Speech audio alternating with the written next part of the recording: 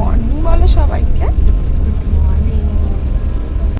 Hello বন্ধুরা, আমি স্নেহা নিয়ে চলে এলাম আরও একটা নিউ মিনি ভ্লগ।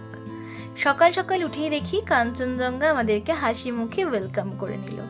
এদিকে সারা রাত বাসের ঠান্ডায় চোখ মুখের এই হালাত, তাই তাড়াতাড়ি লেট না করে বাস থেকে নেমেই একটা হোটেলে ঢুকে আমরা সবাই মিলে ফ্রেশ হয়ে নিলাম। আর ফ্রেশ হওয়ার পরেই অর্ডার করে নিয়েছিলাম গরম গরম চা আর সাথে গরম গরম এগ টোস্ট। ট্রিপের একদম পারফেক্ট শুরু বলা যেতে পারে। সবাই মিলে করে নিলাম একসাথে ব্রেকফাস্ট। সবাই বিধ্বস্ত। আমরা যে ট্রাভেল এজেন্সিকে বুক করে এসেছিলাম তাদেরই পাঠানোর কথা ছিল দুটো গাড়ি। যেহেতু আমরা টোটাল 10 জন এসেছি, তাই দুটো ইনোভা গাড়ি পাঠানো হবে বলেছিল। এদিকে দেখো চলেও এসছে গাড়ি, আমরা লাগেজ নিয়ে রেডি। এবার আমরা এখান থেকে ডাইরেক্ট যাব দার্জিলিং। তবে হ্যাঁ, মাঝখানে কিছু সাইট সিন আছে, তবে সেটা ডিপেন্ড করছে সময়ের উপর। আমরা এখন দার্জিলিংয়ে ঘুরতে যাচ্ছি।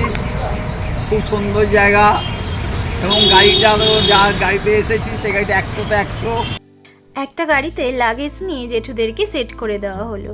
জেঠু, মেজমা, ভাইপো, বৌদি ওরা সবাই মিলে চলে গেল একটা গাড়িতে, আর আরেকটা গাড়িতে ছিলাম আমি, মা, বাবা, দাদা, বৌদি। এখন আমরা চলেছি দার্জিলিং এর পথে। গাইস, এখন আমরা দার্জিলিং যাচ্ছি। দার্জিলিং এখন লম্বা জ্যাম টানতে হবে। জানো তো, আগে আমার পাহাড় শুনলেই একটু ভয় লাগতো, কারণ আমার একটু ভমিটিং এর প্রবলেম আছে। কিন্তু বিশ্বাস করো, আগের থেকে এখনই পাহাড়ি হাওয়া, এই প্রকৃতি সব কিছু এমন মনে ধরেছে যে ঠাকুরের কৃপায় এখন আর কোনো সমস্যাই আমি টের পাই না। ওই দেখো, ওই যে দার্জিলিংয়ের বিখ্যাত টয় ট্রেন পাহাড়ের বুক চিরে ধীরে ধীরে এগিয়ে যাচ্ছে। একেবারে সিনেমার দৃশ্যের মতো লাগছে। এরপর একটু স্ন্যাক্স খাওয়ার জন্য থামা হলো। নিলাম পাহাড়ি মোমো। ভেজ হলেও খেতে একদম চিকেন মোমোর মতো। আর আমি তো মোমো প্রেমী, তাই মিস করিনি একটাও। এনার 5000 টার্গেট, ইনি অলরেডি টার্গেট অ্যাচিভ করে ফেলেছেন। আর ইনি হচ্ছে আমাদের ভিডিওগ্রাফার। এই ছোট্ট ঘরোয়া ক্যাফেটার পিছনের দৃশ্যটা এমন সুন্দর ছিল যে মনে হলো এটাই জীবনের শান্তি। দেখো, পাহাড় ঘেরা রেল লাইন আর সেই নীল আকাশের নিচে টয় ট্রেনের দৃশ্য ক্যামেরায় বন্দি না করে উপায় ছিল না।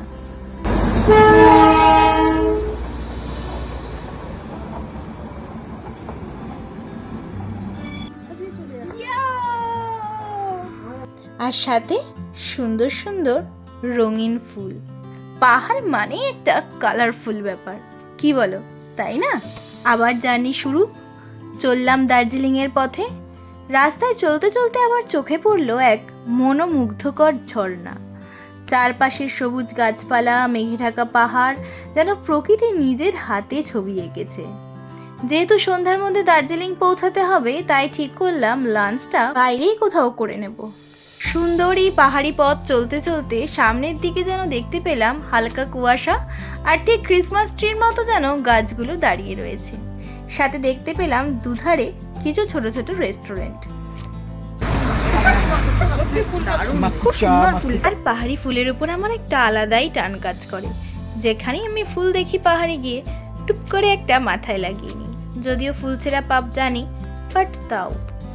চলে এসেছিলাম আমরা এই রেস্টুরেন্টটায়, তবে যদি এখানে আমরা খেতে পারিনি, কারণ পুরোটাই ছিল কন্টিনেন্টাল এবং আমরা যেহেতু ভাতে মাছে বাঙালি, তাই জন্য আমাদেরকে যেতে হয়েছিল অন্য একটা রেস্টুরেন্টে। তবে জানো তো, মনটা ভরে গেল।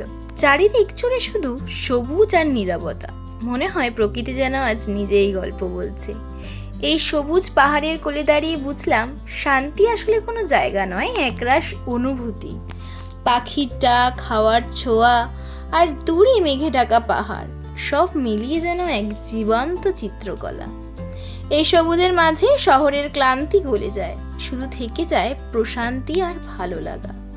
পাহাড়ের বুক জুড়ে ছড়িয়ে আছে সবুজে মোড়ানো গল্প, যেটা দেখলে মনটাই ভরে যায়। মনে হয় এই সবুজে হারিয়ে গিয়ে একটু নিজের কাছেই ফিরে আসা যায়। চলে এসেছিলাম কাছের একটা ঘরোয়া রেস্টুরেন্টে, আর এখানে নেওয়া হয়েছিল এগ নুডলস, সাথে নেওয়া হয়েছিল একটা থালি আর থুকপা। সবাই মিলেমিশে করে নিলাম একসাথে লাঞ্চটা। দার্জিলিং যেতে অনেকটাই টাইম লাগবে, তাই জন্য লাঞ্চটা আজ বাইরেই করা হলো। বেরিয়ে পড়লাম, যাওয়া হবে এবার দার্জিলিংয়ে।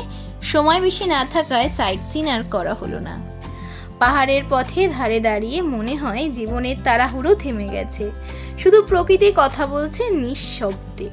এই সবুজ পাহাড় যেন চোখের আরাম আর মনের বিশ্রাম। আমরা নিজেদেরকে কিন্তু খুব লাকি মনে করেছি, কারণ প্রথম দিন গিয়েই কাঞ্চনজঙ্ঘার দেখা। উঠে গেলাম দার্জিলিং, থাকছি আমরা ইয়াক্কা হোটেলে। আর এখানে এসেই সাথে সাথে আমাদেরকে দেওয়া হয়েছে চা। আমি এখনো হোটেলে ঢুকে আমি গরম গরম চা খাচ্ছি।